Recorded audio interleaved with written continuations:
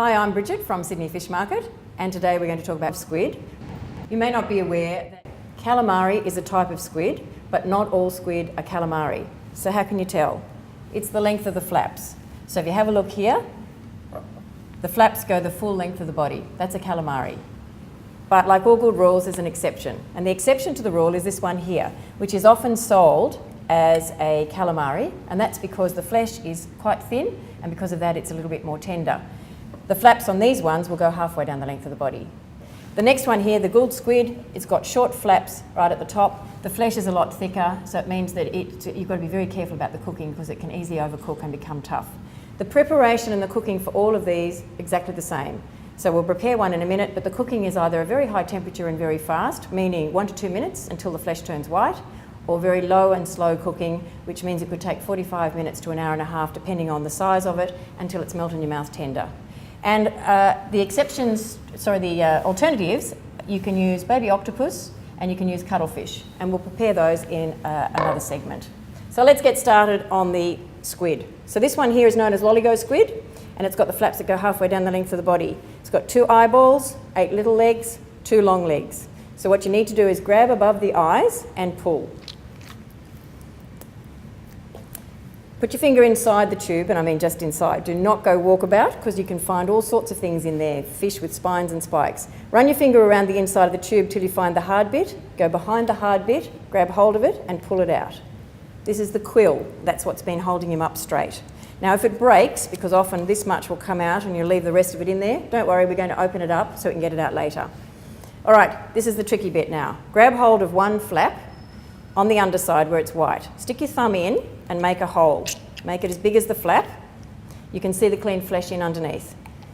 Start to pull that flesh out. You can see I'm twisting the tube out, and as I am, my thumb is going underneath the skin without breaking it, all the way through to the other side. You can see daylight. Pull the two apart and use those flaps to pull straight down. How easy is that? Don't throw your flaps out. They are edible. Just take off the excess skin. There's a little bit of extra skin there in the middle. You've got 2 flaps. Peel from the middle. Just go peel straight through to the outside. If a little bit of the skin gets left on the outside, don't worry. All you need to do is just get a damp cloth or paper towel and wipe fairly firmly. It comes off really easily. You can actually leave the skin on. People just expect to see the flesh white. There is a hard bit of flesh along the long side of the flap. Just put your thumb in underneath, pull from the middle, and once again it should take the whole lot off. If a little bit breaks off, like it has there, just go back and pull that off. Okay, that would be the preparation of the flap. You do the same thing with the second side. That's all our rubbish. The tube. Just lay your tube flat, cut it open. You can cut it up into little rings. Cut it up into little rings like this, but if you've ever had the experience of eating those little calamari rings, sometimes you get what tastes like a rubber band on the inside. That is this membrane here. It shrinks at a different rate to the flesh, and it actually is what makes it go quite rubbery and chewy. So I think it's much better to forego the rings, cut it open, and actually do a different style. So what we need to do is just get some paper towel, wipe fairly firmly. Now a little tip when you are wiping, what you need to do, just get rid of all my rubbish here, wipe sideways. Sideways meaning go from this side to that side fairly firmly. If you go top to bottom, you tend to put that membrane back in the same place. So wipe fairly firmly. Now have a look at this. Can you see what we're taking off? That bit there. That's the part that can make it go quite chewy. So wipe all of that off. You can do it on both sides. Now what we want to do, and keep your chopping board clean. If you get any black ink on your chopping board, it's just the little ink sac and these little creatures that they put into the water to get away from their enemies. So it can cloud the water, and it also can make a bit of a mess on your chopping board. It's a natural dye. If you've ever had squid ink pasta or any of those things, that's where they use it. Okay, now you can cut it into strips, or we can do what's called scoring. You score diagonal lines all the way across on the inside of the flesh, and if you can't tell which is the inside and the outside now because it's all just a big piece of white, the inside is the softer side.